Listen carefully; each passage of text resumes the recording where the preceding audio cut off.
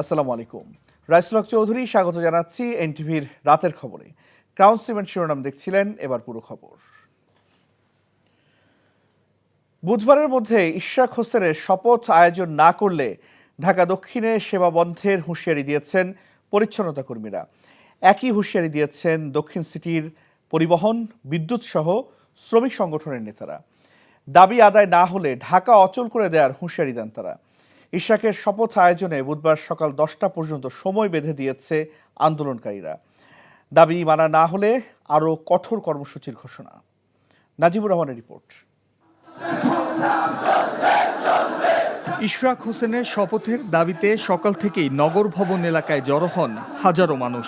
নগর ভবনের সামনে দক্ষিণ ঢাকার বাসিন্দা ছাড়াও বিএনপি ও তার অঙ্গ সংগঠনের নেতাকর্মীরা রোদ বৃষ্টি উপেক্ষা করে যোগ দেন বিক্ষোভ সমাবেশে। স্লোগানে স্লোগানে মুখরিত হয় চারপাশ। গ্যাজেট প্রকাশের পরও শপথ আয়োজন না করায় ক্ষোভ প্রকাশ করেন আন্দোলনকারীরা। এ সময় স্থানীয় সরকার উপদেষ্টা আসিফ মাহমুদের বিরুদ্ধেও স্লোগান দেন তারা। অবশ্যই সরকারের এটার আপনার এই স্বইচ্ছা রয়েছে যেন ইশরাক সাহেব মেয়র হতে না পারে। তারা পরিকল্পিতভাবে একটা অবৈধ রিটের মাধ্যমে এই শপথ অনুষ্ঠানকে বিলম্বিত করার চেষ্টা করতেছে। আন্দোলনে একাত্মতা জানিয়ে বক্তব্য দেন দক্ষিণ সিটি কর্পোরেশনের শ্রমিক কর্মচারীদের প্রতিনিধিরা। দাবি মানা না হলে জরুরি সেবা বন্ধ করে দেওয়ার ঘোষণা দেন তারা।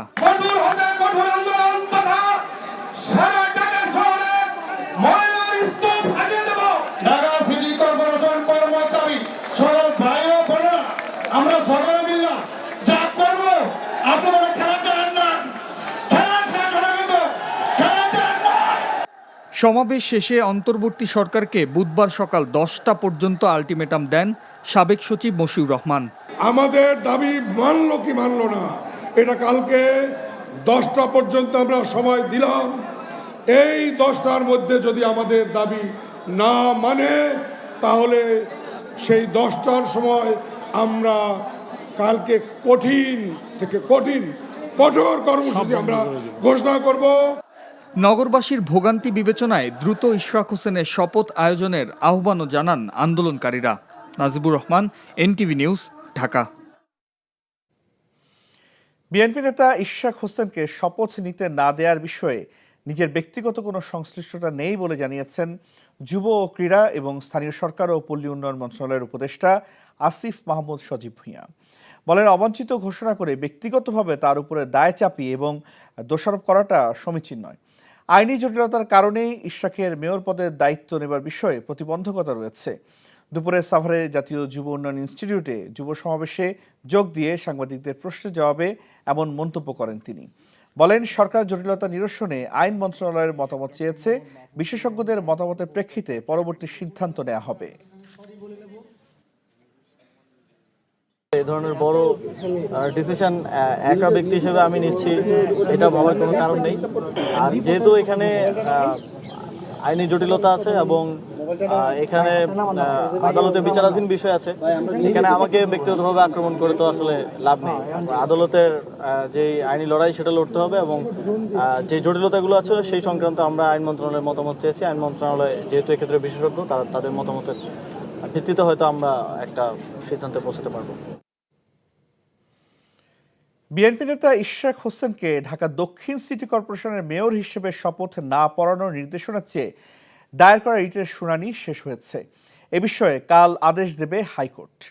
আজ বিচারপতি মোহাম্মদ আকরাম হোসেন চৌধুরী ও বিচারপতি দেবাশিস রায় চৌধুরীর হাইকোর্ট বেঞ্চ আদেশের জন্য এই দিন ধার্য করেন। এর আগে গত বুধবার বিএনপি নেতা ইশরাক হোসেনকে ঢাকা দক্ষিণ সিটি কর্পোরেশনের মেয়র হিসেবে শপথ না পড়ানোর নির্দেশনা চেয়ে হাইকোর্টে রিট আবেদন করা হয়। সেই সঙ্গে রিটে ইশরাককে মেয়র ঘোষণা করা ঢাকার প্রথম যুগ্ম জেলা জজ ও নির্বাচনী ট্রাইব্যুনালের বিচারকের বিরুদ্ধে শাস্তিমূলক ব্যবস্থা গ্রহণের নির্দেশনা চাওয়া হয়েছিল। একজন মন্ত্রী বলেছেন, উপদেষ্টা বলেছেন যে যিনি মামলা করেছেন জরিমানার খরচ উৎকর্ষ থাকে মামলা খারিজ করার জন্য। এখন কাছের কামাল কাছের কামালও অনুরূপ সাবমিশন রেখেছেন, সরকারের পক্ষ থেকে সাবমিশন রেখেছেন। কালকে দুপুর 12টার সময় আদেশের জন্য রাখছেন, আগামীকাল দুপুর 12টার সময় আদেশের জন্য রাখছেন। সেখানে যদি কারো কোনো আর বক্তব্য থেকে বক্তব্য শুনবেন, কালকে আশা করি ইনশাল্লাহ আদেশ দেবেন। অতি দ্রুত নির্বাচন কমিশন পুনর্গঠন করে স্থানীয় সরকার নির্বাচনের দাবি জানিয়েছে জাতীয় নাগরিক পার্টি এনসিপি। দাবি আদায়ে নির্বাচন ভবনের সামনে আগামীকাল সকাল 11টায় বিক্ষোভ সমাবেশের ঘোষণা দিয়েছে দলটি। স্থানীয় সরকার নির্বাচনের আয়োজনের মাধ্যমে চলমান সংকট দূর হবে বলে মনে করেন এনসিপির আহ্বায়ক নাহিদ ইসলাম। রিপোর্ট কায়কোয়াত মাহমুদের। মঙ্গলবার সন্ধ্যায় দেশের চলমান রাজনৈতিক পরিস্থিতি নিয়ে জরুরি সংবাদ সম্মেলন আয়োজন করে জাতীয় নাগরিক পার্টি এনসিপি। এ সময় দ্রুততম সময়ের মধ্যে নির্বাচন কমিশন পুনর্গঠন করে স্থানীয় সরকার নির্বাচনের দাবি তোলেন দলটির নেতারা। বর্তমান প্রেক্ষাপটে ইসি পক্ষপাতমূলক আচরণ করছে অভিযোগ করে নির্বাচন কমিশনের উপর তাদের অনাস্থার কথা জানান দলটির নেতারা। প্রয়োজনে গণপরিষদ নির্বাচন ও জাতীয় নির্বাচনের তারিখ ঘোষণা হয়ে যাক, তারিখ ঘোষণা হয়ে সবাইকে আশ্বস্ত করেই তার আগে স্থানীয় সরকার নির্বাচন দিতে আমাদের সে বিষয়ে কোনো আপত্তি নেই। কিন্তু এখন যে সারা দেশে নাগরিকরা সেবা পাচ্ছে না এবং এই অবৈধ নির্বাচনগুলোর প্রার্থীরা আদালতে দৌড়াদৌড়ি করছে, এগুলো একটা সংকটময় পরিস্থিতি তৈরি করেছে। ফলে এই সংকট থেকে বের হতে হলে স্থানীয় সরকার নির্বাচন দিতে হবে এবং স্থানীয় সরকার নির্বাচন দেওয়ার মাধ্যমে আসলে জাতীয় নির্বাচনের পরিবেশ তৈরি হবে। এই নির্বাচন কমিশনের উপরে জাতীয় নির্বাচন বা যে কোনো নির্বাচনের উপর আস্থা তো আমরা রাখতে পারছি। ফলে আমরা গণতান্ত্রিকভাবে আমরা দাবি জানাচ্ছি অবশ্যই এবং অবশ্যই যে নির্বাচন কমিশন আছে সেই নির্বাচন কমিশনকে পুনর্গঠন করতে হবে। চলমান সংকট নিরসনে গুরুত্ব দেন স্থানীয় সরকার নির্বাচনের উপর। এ সময় দাবি আদায়ে ঘোষণা দেওয়া হয় বিক্ষোভ কর্মসূচির। অনতিবিলম্বে সংস্কার কমিশনের প্রস্তাব আমলে নিয়ে নির্বাচন কমিশন পুনর্গঠন করতে এবং স্থানীয় সরকার নির্বাচনের উদ্যোগ গ্রহণ করতে অন্তর্বর্তীকালীন সরকারের কাছে দাবি জানাচ্ছি। এই দাবিতে আগামীকাল জাতীয় নাগরিক পার্টি এনসিপি ঢাকা মহানগরের উদ্যোগে সকাল 11টায় নির্বাচন কমিশন কার্যালয়ের সামনে বিক্ষোভ সমাবেশ অনুষ্ঠিত হবে। ঢাকা দক্ষিণ সিটি কর্পোরেশনের নগর ভবন অবরুদ্ধ করে নাগরিক সেবা বাধাগ্রস্ত না করার আহ্বান জানান এনসিপির নেতারা। Kaikobad Mahmud, NTV news, Dhaka. অত্যন্ত সুপরিকল্পিতভাবে জাতীয় নির্বাচনকে পিছিয়ে দেওয়ার ষড়যন্ত্র চলছে বলে অভিযোগ করেছেন বিএনপি মহাসচিব মির্জা ফখরুল ইসলাম আলমগীর। বলেন, জনগণকে ভোটাধিকার থেকে বঞ্চিত করার পায়তারা চলছে। অন্যদিকে নজরুল ইসলাম খান বলেছেন, নির্বাচনের অনিশ্চয়তা দেশকে বিপদের দিকে ঠেলে দেবে। আলাদা অনুষ্ঠানে তারা এসব কথা বলেন। হাসান মাহমুদের রিপোর্ট। শহীদ প্রেসিডেন্ট জিয়াউর রহমানের ৪৪তম শাহাদাত বার্ষিকী উপলক্ষে বিএনপি চেয়ারপারসনের গুলশান কার্যালয়ে অনুষ্ঠিত দলের যৌথ সভায় ব্যাংকক থেকে অনলাইনে যুক্ত হন দলের মহাসচিব মির্জা ফখরুল ইসলাম আলমগীর। সভায় শহীদ জিয়ার শাহাদাত বার্ষিকী উপলক্ষে মাজার জিয়ারত, দোয়া, দুস্থদের মাঝে খাবার বিতরণ, আলোচনা অনুষ্ঠান, রক্তদান কর্মসূচি সহ ৮ দিনের কর্মসূচি পালনের ঘোষণা দেয় বিএনপি। ২৫ তারিখ থেকে ২ তারিখ পর্যন্ত ৮ দিনের এই কর্মসূচি করা হয়েছে। পরে দলের মহাসচিব মির্জা ফখরুল ইসলাম আলমগীর বলেন, গণতন্ত্রের উত্তরণের মধ্য দিয়ে দেশের মানুষ দিন বদলের যে স্বপ্ন দেখছে তাতে চলছে সুপরিকল্পিত ষড়যন্ত্র। অত্যন্ত সুপরিকল্পিতভাবে নির্বাচনকে পিছিয়ে দেওয়া, জনগণের যে অধিকার সে অধিকার থেকে জনগণকে বঞ্চিত করাবার এবং ভোটের অধিকার থেকে বঞ্চিত করবার একটা পায়তারা শুরু হয়েছে। এবং আপনারা নিশ্চয়ই লক্ষ্য করেছেন যে বিভাজনের রাজনীতি আবার শুরু হয়েছে। এখানে গোত্রে গোত্রে যে বিভাজন সৃষ্টি করার চেষ্টা করা হচ্ছে, সরকারের বিভিন্ন ইনস্টিটিউশনগুলোকে পরস্পরের মুখে আপনার মুখোমুখি করার একটা ষড়যন্ত্র চক্রান্ত শুরু হয়েছে। এদিকে জাতীয় প্রেস ক্লাবে জাতীয় গণতান্ত্রিক পার্টি জাগপার প্রতিষ্ঠাতা শফিউল আলম প্রধানের ৮ম মৃত্যুবার্ষিকী উপলক্ষে এক আলোচনায় নজরুল ইসলাম খান বলেন, নানা কায়দায় নির্বাচন বিলম্বিত করার কৌশল চলছে। আমরা জানি যে বাংলাদেশের কিছু রাজনৈতিক শক্তি আছে, কিছু সামাজিক শক্তি আছে, তারা এই গণতান্ত্রিক প্রক্রিয়াটাকে বিলম্বিত করতে চান। এতে তাদের স্বার্থ কতখানি হাসিল হবে আমরা জানি না, কিন্তু দেশ এবং জনগণ বিপদাপন্ন হতে পারে। জুলাই হত্যাকাণ্ডের বিচার এবং প্রয়োজনীয় সংস্কার এগিয়ে নেওয়ার পাশাপাশি জাতীয় নির্বাচনের রোডম্যাপ দেওয়ার আহ্বান বক্তাদের। Hasan Mahmud, NTV news, Dhaka. শান্তিপূর্ণ কর্মসূচির মাধ্যমে সাম্য হত্যার বিচার না পেলে পরিস্থিতি অশান্ত হবে বলে হুঁশিয়ারি দিয়েছেন ছাত্রদল সভাপতি রাকিবুল ইসলাম। বিকেলে রাজধানীর শাহবাগে সংগঠনের অবস্থান সমাবেশে এসব কথা বলেন তিনি। বৃষ্টি উপেক্ষা করে ৩ ঘন্টা শাহবাগ মোড়ে অবস্থান করে কেন্দ্রীয় ছাত্রদল ও ঢাকা বিশ্ববিদ্যালয় ছাত্রদলের নেতাকর্মীরা। এতে ওই এলাকার যান চলাচল বন্ধ হয়ে যায়। তামজিদ সুমনের রিপোর্ট। ভারী বৃষ্টি উপেক্ষা করেই ঢাকা বিশ্ববিদ্যালয়ের ছাত্রদল নেতা শাহরিয়ার আলম সাম্য হত্যার বিচারের দাবিতে রাজধানীর শাহবাগ মোড়ে অবস্থান করে জাতীয়তাবাদী ছাত্রদল। মঙ্গলবার বিকেলে ছাত্রদলের নেতাকর্মীরা শাহবাগ মোড় অবরোধ করেন। প্রতিবাদী স্লোগান দিয়ে সাম্য হত্যার বিচার চান তারা। এ সময় হত্যা মামলার তদন্তে গাফিলতির প্রতিবাদ এবং প্রকৃত হত্যাকারীদের দ্রুত গ্রেপ্তারের দাবি উঠে আসে। সবাই আমার ছেলের জন্য বিচারের দাবিতে যে সমবেত হয়েছেন, এই সমবেত হওয়ার জন্য আমি আপনাদেরকে সকলকে অন্তঃস্থল থেকে ধন্যবাদ জানাই। কর্মসূচি থেকে শিক্ষার্থীদের নিরাপত্তা ও ব্যর্থতার অভিযোগ তুলে ঢাকা বিশ্ববিদ্যালয়ের উপাচার্য ও প্রক্টরের পদত্যাগ দাবি করেন জাতীয়তাবাদী ছাত্রদলের নেতারা। অতি দ্রুত সময়ের মধ্যে গ্রেফতার করতে হবে এবং ঢাকা বিশ্ববিদ্যালয়ের ব্যর্থ প্রশাসন সন্ত্রাসীদের ধরার দায় দায়িত্ব এড়িয়ে যেতে চাইছেন, তাদেরকেও আজকের এই অনুষ্ঠান কর্মসূচি থেকে আমরা পদত্যাগের দাবি জানাচ্ছি। সাম্যর হত্যাকারীদের গ্রেপ্তার ও বিচারে সরকারের সদিচ্ছার অভাব দেখা গেলে যমুনা ঘেরাও করার হুমকিও দেন তারা।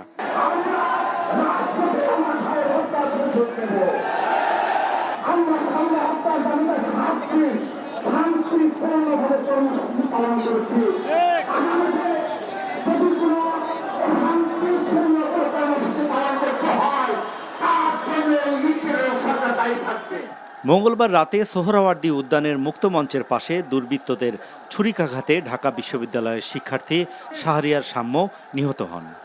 Tamjid Suman, NTV news, Dhaka. সম্পদের তথ্য বিপণী গোপনের অভিযোগে দুর্নীতি দমন কমিশনের দায়ের করা মামলায় খালাস পেয়েছেন এনটিভি চেয়ারম্যান মোহাম্মদ মোসাদ্দেক আলী। অবৈধ সম্পদ অর্জনের অভিযোগে মতিঝিল থানায় দায়ের করা মামলায় দীর্ঘ আইনি লড়াই শেষে 18 বছর পর তাকে খালাস দেন ঢাকা মহানগর বিশেষ জজ আদালতের বিচারক। এর আগে রাজধানীর তেজগাঁও শিল্পাঞ্চল, রমনা, উত্তরা মডেল থানায় দুদকের দায়ের করা 3টি মামলা এবং ময়মনসিংহে 4টি মামলা থেকেও খালাস পান মোসাদ্দেক আলী। আপেল শাহরিয়ারকে সাথে নিয়ে আরো জানাচ্ছেন শফিক শাহিন। ত্রাণের টিন, চাল ও চেক আত্মসাতের মিথ্যা অভিযোগে 2007 সালে 1/11 খ্যাত ফখরুদ্দিন মঈনুদ্দিনের সরকার মোসাদ্দেক আলীর বিরুদ্ধে তেজগাঁও শিল্পাঞ্চল থানায় মামলা দায়ের করে, যা আদালতের মাধ্যমে মিথ্যা প্রমাণ হওয়ায় খালাস পান মোসাদ্দেক আলী। মামলায় গ্রেপ্তার হয়ে যখন তিনি কারাগারে বন্দী, তখন তার কাছে অবৈধ সম্পদ অর্জনের অভিযোগে সম্পদের তথ্য চায় দুর্নীতি দমন কমিশন। তথ্য গোপনের অভিযোগে মামলা দায়ের করে দুদক। এই মামলায় গ্রেপ্তার হয়ে 2 বছর কারাভোগ করেন মোসাদ্দেক আলী। দীর্ঘ 18 বছর আইনি লড়াই চলে আদালতে। মতিঝিল থানায় দায়ের হওয়া ওই মামলা মিথ্যা প্রমাণ হয়েছে, যার কারণে আদালত খালাস দেন মোসাদ্দেক আলীকে। 2007 সালে তিনি যখন জেল হাজতে ছিলেন, সেই সময় তাকে সম্পদ বিবরণী দাখিল করার জন্য তার এবং তার উপর ডিপেন্ডেন্ট যারা আছে সম্পদ বিবরণী দাখিলের জন্য একটা নোটিশ দেওয়া হয়েছিল। তিনি সেই নোটিশ গ্রহণ করেছিলেন এবং সেই নোটিশের প্রেক্ষিতে তিনি সম্পদ বিবরণী দাখিল করেছিলেন। আজকে যুক্তিতর্ক শুনানি ছিল। যুক্তিতর্ক শুনানি শেষে বিজ্ঞ আদালত সন্তুষ্ট হয়ে তাকে এই মামলা থেকে খালাস প্রদান করেছেন। এরপর শেখ হাসিনার সময়ও মোসাদ্দেক আলীর বিরুদ্ধে মিথ্যা ও হয়রানিমূলক মানি লন্ডারিং ও দুর্নীতির মামলা হয়। উত্তরা ও রমনা মডেল থানায় দায়ের হওয়া 2টি মামলাতে খালাস পান মোসাদ্দেক আলী। সমস্ত তথ্য পর্যালোচনা শেষে উপলব্ধি করেছেন যে এগুলি হয়রানিমূলক মামলা ছিল এবং তিনি এগুলি শুনে বিচার বিশ্লেষণ করে ওনাকে এই মামলার দায় থেকে বেকসুর খালাস দিয়েছেন এবং তিনি সঠিক এবং ন্যায়ভিত্তিকই আদেশটা দিয়েছেন। প্রভাব মুক্ত হয়ে যেমন দুদক পারে নাই, তেমনি তিনি প্রভাব মুক্ত হয়ে আজকের রায়টা দিয়েছেন। দুর্নীতির অভিযোগে ময়মনসিংহে মোহাম্মদ মোসাদ্দেক আলীর বিরুদ্ধে মামলা হয়েছে 6টি। 4টি মামলায় ইতোমধ্যে খালাস পেয়েছেন তিনি। আর ঢাকায় রাজনৈতিক হয়রানিমূলক আরও 9টি মামলা হয়েছে এনটিভি চেয়ারম্যান মোসাদ্দেক আলীর বিরুদ্ধে। এসব মামলায় 9 মাস জেল খাটার পর জামিনে ছাড়া পান এনটিভি চেয়ারম্যান। এই 9টি মামলা উচ্চ আদালতে স্থগিত রয়েছে। Shafiq Shahin, NTV news, Dhaka. সন্ত্রাস বিরোধী সংশোধন অধ্যাদেশ 2025-এর একটি ধারা নিয়ে উদ্বেগ প্রকাশ করেছে সংবাদপত্রের সম্পাদকদের সংগঠন সম্পাদক পরিষদ। ওই ধারা স্থগিত করে পুনর্বিবেচনার দাবি জানিয়েছে পরিষদ। মঙ্গলবার সম্পাদক পরিষদের সভাপতি মাহফুজ আনাম ও সাধারণ সম্পাদক দেওয়ান হানিফ মাহমুদ এক বিবৃতিতে এই উদ্বেগ ও দাবি জানান। বিবৃতিতে বলা হয়, 12 মে আওয়ামী লীগের কার্যক্রম নিষিদ্ধ ঘোষণা করা হয়। এর আগে 11 মে সন্ত্রাস বিরোধী সংশোধন অধ্যাদেশ 2025-এর গেজেট প্রকাশ করে অন্তর্বর্তী সরকার। প্রকাশিত গেজেটে দেখা যায় যে অধ্যাদেশে একটি ধারা যুক্ত হয়েছে। সম্পাদক পরিষদ বলছে, অধ্যাদেশটির নতুন ধারার প্রয়োগ দেশের মানুষের স্বাধীন মত প্রকাশ ও গণমাধ্যমের অধিকারের ব্যাপকতাকে সীমিত করতে পারে, যা উদ্বেগজনক এবং সংবাদ প্রকাশের স্বাধীনতার ক্ষেত্রে শঙ্কা সৃষ্টি করবে। অপব্যবহারের সুযোগ থাকে অধ্যাদেশে এমন একটি ধারার সংযোজন অন্তর্বর্তী সরকারের কাছ থেকে কাম্য নয়। ধারাটি পর্যালোচনার প্রয়োজন রয়েছে। চট্টগ্রাম মহানগর জামায়াতের নায়েবে আমির আজম ওবায়দুল্লাহর স্মৃতিচারণ করে দলের আমির ডক্টর শফিকুর রহমান বলেছেন, ওবায়দুল্লাহ এক জীবন্ত উপন্যাস। জামায়াত আমির বলেন, আজম ওবায়দুল্লাহ একজন কর্মবীর ছিলেন। তিনি এমনই একজন মানুষ ছিলেন যাকে দেখা, শোনা ও পড়া যেত। বিকেলে চট্টগ্রাম ইঞ্জিনিয়ার্স ইনস্টিটিউট মিলনায়তনে প্রয়াত আজম ওবায়দুল্লাহর স্মরণে কালচারাল একাডেমি আয়োজিত আলোচনা সভা ও দোয়া অনুষ্ঠানে এসব কথা বলেন ডক্টর শফিকুর রহমান। অনুষ্ঠানে জামায়াতের কেন্দ্রীয় ও স্থানীয় নেতারা, প্রয়াতের পরিবারের সদস্য ও গণ্যমান্য ব্যক্তিরা উপস্থিত ছিলেন। বাংলাদেশে আনুষ্ঠানিকভাবে যাত্রা শুরু করল টেক জায়ান্ট ইলন মাস্কের স্টারলিংক। প্রধান উপদেষ্টা টেলিযোগাযোগ বিষয়ক বিশেষ সহকারী ফয়েজ আহমেদ তৈয়ব আজ এক সংবাদ সম্মেলনে এই তথ্য জানান। রাজধানীর ফরেন সার্ভিস একাডেমিতে সংবাদ সম্মেলনে তিনি আরও জানান, স্টারলিংকের মাসিক খরচ 6,000 ও 4,000 টাকা নির্ধারণ করা হয়েছে, যা দক্ষিণ এশিয়ায় সর্বনিম্ন। তবে স্টারলিংকের কারিগরি সেট করার জন্য গ্রাহককে প্রাথমিকভাবে 47,000 টাকা খরচ করতে হবে। নতুন এই ইন্টারনেট প্রযুক্তি চালু হওয়ার ফলে গ্রাহক পর্যায়ে ইন্টারনেট প্রাপ্তি আরও সহজ হবে বলেও মন্তব্য করেন তিনি। এবং তাকে অনুরোধ করেছেন যাতে 90 দিনের মধ্যে এই সেবাটা বাংলাদেশের গ্রাহকদের জন্য সিইও এলন মাস্কের সাথে কথা বলেছেন এবং তাকে অনুরোধ করেছেন যাতে 90 দিনের মধ্যে এই সেবাটা প্রতি ডিভাইসে তারা একটা মান্থলি চার্জ দেবে $1। $1 কেন নিয়েছি, কেন $20 নেইনি, এটা নিয়ে প্রশ্ন উঠতে পারে। যদি $20 নিতাম তাহলে আজকে যে 6,000 টাকা এবং 4200 টাকা সেটা নিশ্চয়ই 20 গুণ বেড়ে যেত। আমাদের পর্যাপ্ত রিজিওনাল স্টাডি নেই। যদি রিজিওনাল স্টাডি আসে, এটার সাথে সাথে আমরা বিটিআরসির দিক থেকে এই প্রাইসটা বাড়াতে পারবো, কোনো সমস্যা নেই। বকেয়া বেতন ও অন্যান্য পাওনার দাবিতে গাজীপুর ও আশুলিয়ার 9টি গার্মেন্টসের শ্রমিকরা রাজধানীর কাকরাইল মোড় অবরোধ করে বিক্ষোভ করছেন। বিকেল 3টা থেকে কাকরাইল মোড়ে অবস্থান নেন তারা। এর আগে শ্রমভবন থেকে মার্চ টু যমুনা কর্মসূচি নিয়ে প্রধান উপদেষ্টার কার্যালয় অভিমুখে বিক্ষোভ মিছিল নিয়ে যান গার্মেন্টস শ্রমিকরা। এ সময় কাকরাইল মোড়ে পুলিশ ব্যারিকেড দিয়ে তাদের আটকে দেন। পরে সেখানেই অবস্থান নিয়ে বিক্ষোভ প্রদর্শন করতে থাকেন তারা। কলকারখানা পুলিশের ডিআইজি আবুল কালাম সিদ্দিক রাতে কাকরাইলে সমাবেশস্থলে গিয়ে শ্রমিকদের দাবির সাথে সরকার একমত বলে জানান। তবে এই জন্য 2 দিনের সময় চেয়েছেন তিনি। জানান, মালিকদের সম্পদ থেকেই পাওনা পরিশোধ করা হবে শ্রমিকদের, তবে সুনির্দিষ্ট দিনক্ষণ না দেওয়া পর্যন্ত কর্মসূচি চলবে বলে জানিয়েছেন শ্রমিকরা। 3 মাসের বকেয়া বেতন আমগর, এখন আমরা সম্ভাবনা আজকে 9 দিন ধরে আছি। আমগর কাছে টাকা পয়সা কিচ্ছু নাই, খাওয়া দাওয়ার মতো মানে পরিস্থিতি নাই। আর আমগর কেউ শ্রম ভবনের যে কর্মকর্তা আছে, অধিদপ্তর আছে, এরা কেউ খোঁজখবর নেয় নাই। বেতন দিবে বলে আমাদের আশ্বাস দিয়েছিল রোজার সময় আমরা 7 দিন শ্রম ভবনের সামনে বসেছিলাম, তারপরে আমরা টাকা পাই না। আমাদের সচিবালয়ে একটা মিটিং হয়েছে, মিটিংয়ে বলা হয়েছিল আজকে 20 তারিখ আমাদের স্যালারি ক্লিয়ার করবে, কিন্তু আমাদের এখন পর্যন্ত সরকার পক্ষ থেকে এবং মালিক পক্ষ থেকে কেউ কোনো কিছু জানায় না। সুপ্রিম কোর্টে দায়ের করা জনগুরুত্বপূর্ণ সাংবিধানিক মামলাগুলোর শুনানি সরাসরি সম্প্রচার করার নির্দেশনা কেন দেওয়া হবে না তা জানতে চেয়ে রুল জারি করেছেন হাইকোর্ট। দুপুরে বিচারপতি হাবিবুল গনি ও বিচারপতি সৈয়দ মোহাম্মদ তাজরুল হোসেনের হাইকোর্ট বেঞ্চ এই রুল জারি করেন। আদালতের রিটের পক্ষে শুনানি করেন অ্যাডভোকেট মোহাম্মদ শিশির মনির। তিনি বলেন, তথ্য জানার অধিকার আইন দ্বারা স্বীকৃত, স্বচ্ছ বিচার পাওয়া সংবিধান স্বীকৃত অধিকার। পৃথিবীর বিভিন্ন দেশের গুরুত্বপূর্ণ মামলাগুলো লাইভ স্ট্রিমিং করা হয়। সংবিধানের অনুচ্ছেদ 35 অনুযায়ী স্বচ্ছ এবং জবাবদিহিমূলক বিচার একটি মৌলিক অধিকার। এর আগে গত 27 জানুয়ারি সুপ্রিম কোর্টে দায়ের করা জনগুরুত্বপূর্ণ সাংবিধানিক মামলাগুলোর শুনানি সরাসরি সম্প্রচার করার নির্দেশনা চেয়ে রিট দায়ের করা হয়। মুচলেকা দিয়ে জাতীয় নাগরিক পার্টির জ্যেষ্ঠ যুগ্ম মুখ্য সমন্বয়ক আব্দুল হান্নান মাসুদের জিম্মায় ছেড়ে দেওয়া হয়েছে ধানমন্ডি মডেল থানায় আটককৃত 3 বৈষম্য বিরোধী ছাত্র আন্দোলনের নেতাকে। হান্নান মাসুদ ও আটককৃতদের অভিভাবকরা বিকেলে মুচলেকা দিয়ে তাদের ধানমন্ডি থানা থেকে ছাড়িয়ে নেন। এই ঘটনায় বৈষম্য বিরোধী ছাত্র আন্দোলনে মোহাম্মদপুর থানার আহ্বায়ক সাইফুল ইসলাম রাব্বিকে অব্যাহতি দেওয়া হয়।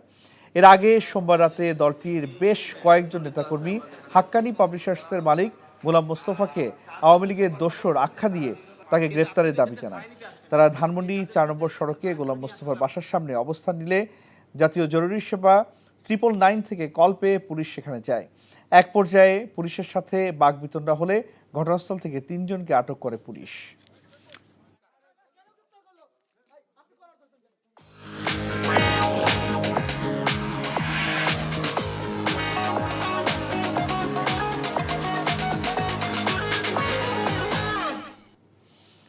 মার্কেন্টাইল ব্যাংক অর্থনীতির খবর। এনবিআর এর প্রতিনিধিদের সাথে আলোচনা ফলপ্রসূ হয়েছে দাবি করে অর্থ উপদেষ্টা ডক্টর সালেউদ্দিন আহমেদ বলেছেন, কর্মকর্তাদের আন্দোলন থেকে সরে আসার আহ্বান জানানো হয়েছে। রিপোর্ট করছেন রকুনউদ্দিন। এনবিআর বিলুপ্ত করে রাজস্ব নীতি ও রাজস্ব ব্যবস্থাপনা নামে 2টি বিভাগ করে 12ই মে অধ্যাদেশ জারি করে সরকার। পদ পদবি সহ তাদের স্বার্থ সংশ্লিষ্ট অনেক বিষয় উপেক্ষিত দাবি করে এরপর থেকেই প্রতিবাদ করে আসছেন রাজস্ব বোর্ডের কর্মকর্তা ও কর্মচারীরা। শুরু করেন কলম বিরতিও। মঙ্গলবার বিকেলে সচিবালয়ে অর্থ উপদেষ্টার সাথে এ নিয়ে বৈঠক হয় তাদের। বৈঠক শেষে এনবিআর এর কর্মকর্তারা কেউ গণমাধ্যমের সাথে কথা বলেননি। প্রথমে কথা বলতে না চাইলেও গণমাধ্যম কর্মীদের কয়েক দফা অনুরোধের পর অর্থ উপদেষ্টা দাবি করেন আলোচনা ফলপ্রসূ হয়েছে।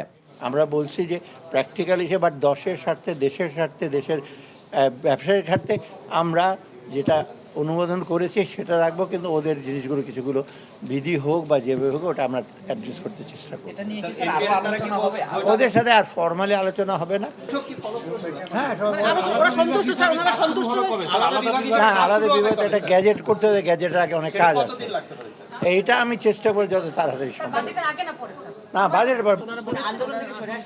ওদের থেকে আমরা বলছি আন্দোলন থেকে সরে আসেন। তারা কি বলুক না বলুক আমার আসে যায় না। এদিকে মঙ্গলবার সকালেই সচিবালয়ে অর্থনৈতিক বিষয় ও ক্রয় সংক্রান্ত উপদেষ্টা পরিষদ কমিটির বৈঠক শেষে অর্থ উপদেষ্টা জানান, আসছে বাজেটে সরকারি কর্মকর্তা ও কর্মচারীদের মহার্ঘ ভাতা দেবার বিষয় বিশেষভাবে বিবেচনা করা হচ্ছে।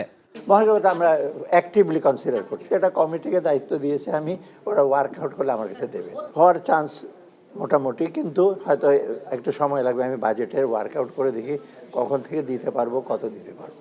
এর আগে বৈঠকে 586 কোটি টাকায় 1 কার্গো এলএনজি কেনাসহ বেশ কিছু প্রকল্পের ব্যয়ের অনুমোদন দেয়া হয়। রকুনউদ্দিন, এনটিভি নিউজ, ঢাকা। এই ছিল রাতের খবরে। এই খবরের ভিডিও আপডেট জানতে ভিজিট করুন এনটিভি অনলাইন www.ntvbd.com। এছাড়াও এনটিভির জনপ্রিয় সব অনুষ্ঠান ও খবর আপডেট জানতে ভিজিট করুন আমাদের ইউটিউব ও ভেরিফাইড ফেসবুক পেজ। রাত 1টায় মধ্যরাতের খবর দেখার আমন্ত্রণ রইল। ধন্যবাদ সবাইকে। শুভরাত্রি।